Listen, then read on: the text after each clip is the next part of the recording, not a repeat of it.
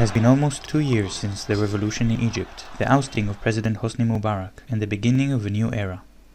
The first democratic elections in Egypt were held, but the newly elected government now discovers that external forces are still in place, and that if the government will not comply with the demands of global capital interests, dire consequences could apply to the Egyptian population.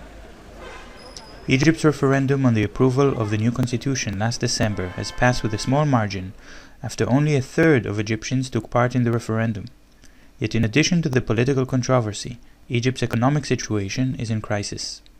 The Central Bank of Egypt published data comparing the economic situation in Egypt in February 11, 2013, to the same date 2 years ago.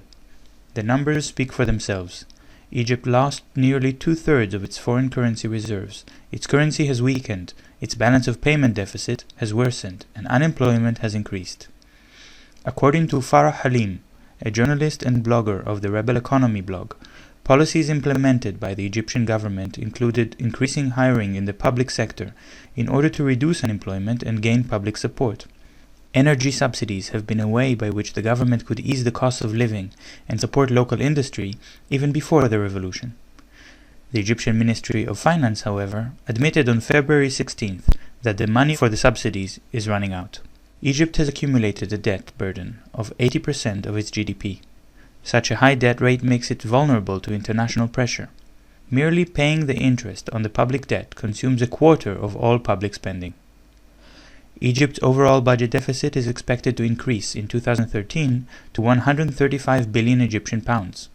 Therefore, interest payments could quickly take up a larger portion of the public spending, dealing an additional blow to the standard of living in Egypt. Nothing demonstrates the external pressure which restricts Egypt's economic decision-making better than the US intervention. The US supports the Egyptian army with FMF, foreign military financing, of approximately $2 billion annually, making it the second biggest recipient of aid from the US after Israel. This money does not flow into the Egyptian economy. The Egyptian army must use it to purchase weapons from the US military companies.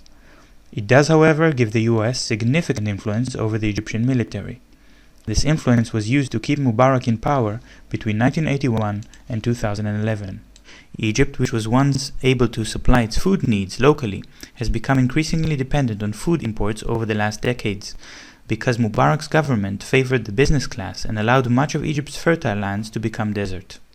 Today, Egypt must import more than half of its wheat from abroad. The US exports to Egypt a quarter of Egypt's wheat consumption, and France is the second biggest source of wheat for Egypt. In February 10th, the US ambassador to Egypt, Ann Patterson, was not shy in making public demands for policy changes from the Egyptian government. She demanded that Egypt will conclude an agreement with the IMF, the International Monetary Fund, that Egypt will cut back on energy subsidies to the population, and that it will honor the financial obligations of the previous regime, essentially paying the debts incurred by non-democratic Mubarak presidency. Another way by which foreign interests are involved in the Egyptian economy is through non-government organizations, NGOs, and governmental agencies.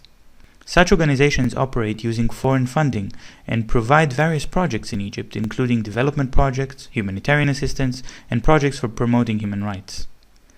The Morsi government in Egypt is highly suspicious of these organizations and has taken steps to reduce their influence over Egyptian politics.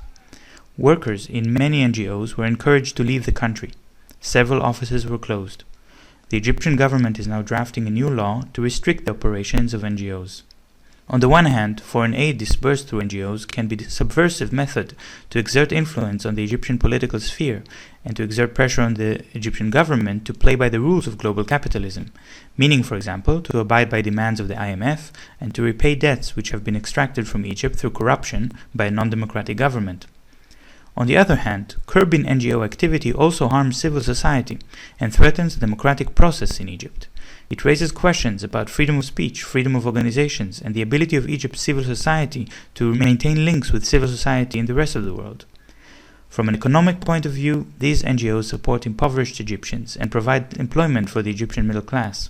Egypt's economy is dependent on foreign aid, which has already been dropping considerably because of the international economic crisis, from $22 per Egyptian in 2008 to only $7 in 2010, on the eve of the revolution. The Egyptian government must now choose between complying with international pressure, implementing austerity programs, and worsening the social conditions in Egypt, or defaulting on its debts and bracing itself for severe sanctions from the US and international institutions. This is Shir Hever for The Real News.